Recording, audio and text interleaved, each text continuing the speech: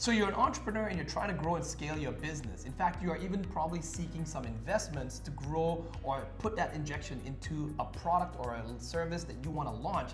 What you actually need is an MVP, a minimum viable product. And in this video, we're going to talk about how millionaires use a minimum viable product to grow their business. This is Josh Spurrell. He is Canada's leading business consultant, top CPA, CFO. My name is Desmond Soon, and together we have been consulting and coaching business owners from around the world and all of Canada. We've actually helped thousands of business owners to beat the odds. Now, Josh is the author of this book called The 100 Myths of Entrepreneurship versus the Chainsaw. And the reason he wrote this book is because he found that over the decade of helping business owners, the ones who failed, the 96 who failed, they all seem to have a common pattern. They all use these 100 myths. And so what he did was he said, hey, I'm going to overcome those myths to help those of you who want to really succeed. So pay attention all the way to the end of this video. In fact, in today's video, the title is from chapter 56, that you should not monetize your minimal viable product or service. And that is actually a myth. It's actually wrong. What should they do, Josh, when you're first getting started? What should they do to get off the ground? When you're first getting started, you're thinking about business loans. Yes. You're thinking about funding. Yep. Because that's what's in the news all the time. Right. You know, people think about, yeah, you walk on to Shark Tank or Dragon's Den, and all of a sudden the loan comes and everything takes off, That's right? The venture capitalist comes in or whatever it is, yeah. What they don't tell you is that 95% of every venture capital-backed company is not profitable. That's right. Right. So They're roadkill. it's not a it's a path to success. It's not a statistically likely path to success, right? It's just because of the way the business of venture capital works is that their goal isn't to increase your probability of success. It's just to sprinkle money on ideas, encourage high risk, high reward behaviors that one of their investments, does a 50x or 100x and pays for the other 30 that fail, right? And then provides a rate of return. Not to mention the fact that for every one that gets, that venture capital seed money, there are another 100 or another 1,000 who missed out, who weren't chosen, right? That's right, yeah. Didn't get the seed money, didn't get the loan, right? So your minimum viable product is the sure thing. Mm-hmm. Okay, this is the thing that you can launch whether you get funding or not, right? So once you launch it, businesses fail because of lack of customers, cash flow, and team. Yes. Okay, so once you launch it, you're in the back of your head, you're thinking, I can develop a better product. I just need more time. Yeah. Okay, that's great, but you are probably going to run out of cash before you ever get there. Okay, so you need to find a minimum viable product that can pay the bills. Keeps the cash flow coming in, right? That's right. And some of you are at the point where maybe you still have a full-time job, maybe you don't, right? But ideally, your minimum viable product can help you get out of that wage cage, okay? Right. Because one of the steps on building $1 million business is, we talk about, you have to learn to solve a common problem for money. That's step one, right? But realistically, if you probably have to spend 10,000 hours getting good at solving a common problem for money, right? It's not normally about the idea, it's about the execution of it. So we have to learn that, and that minimum viable product might help you get out of that wage that you can spend more time into it now. So now you have your full undivided efforts in it, right? We have something that's paying the bills, okay? Now you might say that, well, that puts me behind developing the perfect product, right? But I can tell you that there is no market research like having a paying customer giving you feedback, right? You can organize focus groups, you can do surveys, right? It's never going to be as accurate as have paying customers giving you feedback. And that minimum viable product is going to do just that. Correct. Right? You got paid, and I almost hate to say it, for some of you just getting started right now, in a way, it's almost like kind of a beta test or an experiment, and you're evolving your business. Some of you get stuck on the analysis paralysis. I've sat on panels myself where, I was asked by these startups and these for venture capital or for me to invest in their business, and so many of them were trying to get perfect. And the number one question that myself and the other sharks or the other investors asked was, how much have you sold? What have you sold? Right? Can you stay on your own 2 feet without our money? Right? How much have you sold of this group? You presented this great idea. What have you sold? So I guess what Josh is saying here is, when you consider your own business right now, what is something that you can quickly sell to sustain and support your business?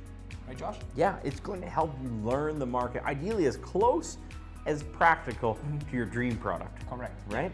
So you're actually gathering market data, right? Actually, you have a great story, Josh, where you tell about this one guy who wants to open up a restaurant and be a chef. Chef. And he just doesn't have the money to open up that restaurant. That's the steakhouse. And right. He's an accomplished chef, and he knows the business. He's worked for other high volume, 5-star steakhouses, but at the same time, he wants to open the restaurant, right? He doesn't have the investment money to do it. So what's his minimal viable product? I mean, they want the seed money, they want the loan. I said, can you help me get it? I tell them, yeah, I can help you get it. It's like, how do we do that? It's like, step 1, we're gonna start catering from our kitchen.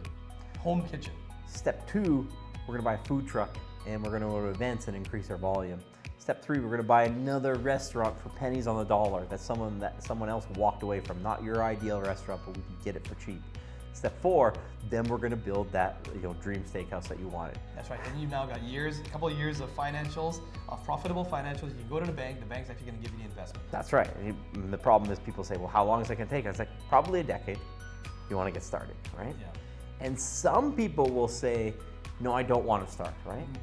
It's my experience that the person who would start with or without the financing, with or without the seed money, is probably the person who's more likely to succeed anyways. Right. Because they were going to win because it was the only choice that they gave themselves. How long they were going to get there was irrelevant to them, right? Yeah, it's that grit that they have, right? The person who would only do it if it seemed easy, they're going to realize that the funding is the easy part. Yeah.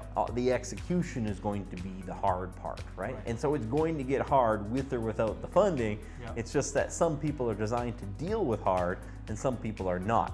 Funding only changes timelines. It doesn't change the difficulty, right? And it also exasperates, or it makes whatever you have, your weaknesses even bigger, right? So correct. If you're not a properly set up business, if you haven't dialed in your sales process, if you haven't even done enough beta testing of the products, your MVPs, and you get some money, so you go throw good money at bad, as they say in the past, right? It just makes it even worse. It'll magnify your bad decisions, right? Because if you only have so much money, you can only take so much risk. That guy catering from his house can't blow a payroll that's $100 grand in a month. He doesn't have those type of costs, right? But someone managing, an expensive steakhouse can. They can go through a pile of money very, very quickly, right? So what it allows you to do is grow into your decision making. You get to risk bigger and bigger sums of money once your decision making in that area of expertise has increased, right? Yeah. It actually increases your chance of success. And when you're sitting down with an investor and you want to raise money, if you're someone who's been profitable for years, you're not going to have to give up 90% of your company to actually get that investment, right? And so although you want to give up 1% of your company in exchange for $1 million, no one's going to do that deal with you. Okay, that rarely ever happens in any business, right? And so that minimal viable product is a gateway, right? And it's a gateway to running a good business, because most people think that development ends when you launch. It's like development happens forever, right? So if you can't simultaneously manage marketing, sales, production, and I say the administration involves managing the development of the business. It's coming up with the next product or service that you're going to do. Yeah. If you can't do that simultaneously, you're never going to be able to do that, right? Yeah. And in fact, you're probably better off executing a simple product than a more complex one, because you're going to be able to develop your marketing, sales, and production skills at the same time, right? You have to start managing people too, right? So millionaires don't look as a minimal viable product as a shortcoming. No. They look at it as a sure way to build $1 million business, right? And it's one of the first steps that need to be happening. I want to, start building, glorious, 6-figure hardscapes in people's backyard. Yeah. And a millionaire looks at a couple of door hanger flyers and a lawnmower, is like, I'm ready to go. Right. I'm already building my team.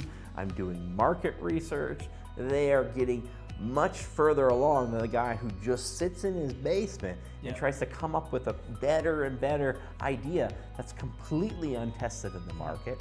He's not developing his other business skills of sales and marketing and human resources. He's not building a team, right? Yep. He has no financial track record, right? Yep. As the idea gets bigger and bigger, it gets more disconnected from your logistical reality and actually becomes less likely to occur, right?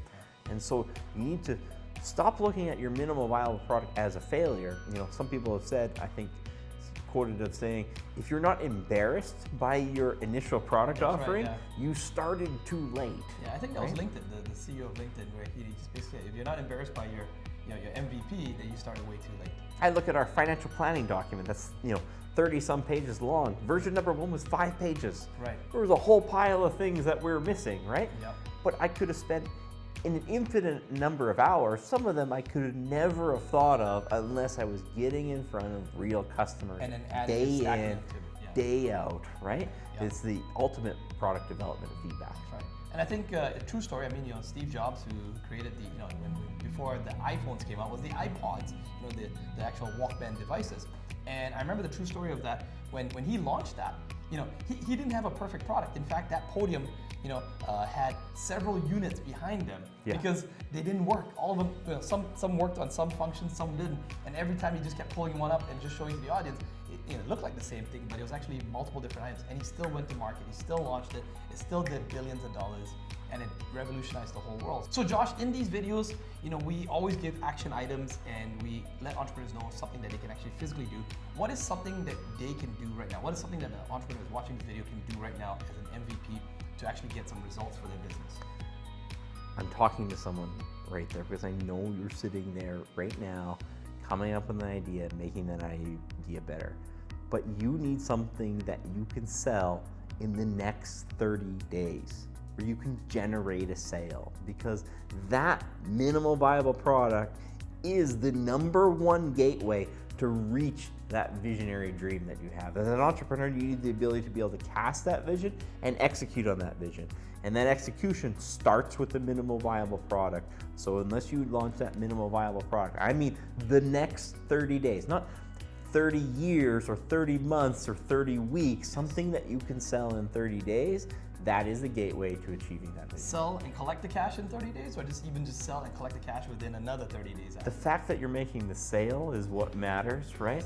The price is almost irrelevant if someone's pre-startup at this point, right? There's something where you're not going to lose your shirt, that you're getting in front of real customers, having real interactions. That's what's important. Actually, if you're watching this video and that's you, comment below and let us know if you're up for that challenge, and if you do make that sale, we'd love to give you a shout out in a future video. Once again, if you love these videos, go check out some of the other videos that we have in the series here. Hit the subscribe button. Check out the links in the description below. You can also pick up a copy of Josh's book, and we'll see you in the next video.